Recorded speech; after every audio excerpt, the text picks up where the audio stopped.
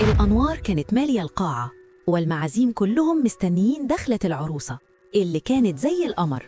البنت العروسة كان عندها صاحبة عمرها، كانت دايماً معاها في الشات المحادثات، وبتحكي لها عن كل تفاصيل علاقتها بخطيبها وعن المشاكل البسيطة اللي بتحصل بينهم. صاحبتها دي كانت بتمثل إنها الحضن الحنين، وبتقول لها: يا بنتي انتي تستاهلي أحسن واحد في الدنيا، وأنا هقف جنبك لحد ما تبقي في بيته. قبل الزفة بدقايق والعروسة قاعدة في غرفتها بتعدل الطرحة، فجأة موبايلها رن بتنبيهات ورا بعض من جروب الصحاب على الواتساب.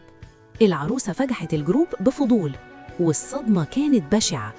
لقت هبة صاحبتها بعتت صورة شاشة سكرين شوت لمحادثة قديمة بينها وبين العروسة، بس كانت معدلة بالفوتوشوب عشان تبان إن العروسة بتشتم في أهل العريس، وبتقول إنها وافقت عليه بس عشان فلوسه. هبة بعتت الصورة دي بالغلط على جروب الصحاب، وهي كان قصدها تبعتها لأخت العريس عشان تخرب الجوازة في آخر لحظة. العروسة الدم جامد في عروقها، بس شافت إن الرسالة لسه ما اتمسحتش.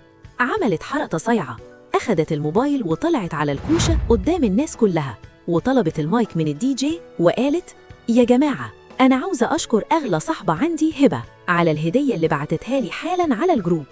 العروسة عرضت المحادثة الأصلية اللي كانت محتفظة بيها على موبايلها، وجنبها الصورة المزورة اللي هبة بعتتها، وفضحتها قدام العريس وأهله والصحاب كلهم. هبة وشها بقى زي الكفن، والعريس عرف إن السم كان جاي من أقرب الناس لخطيبته.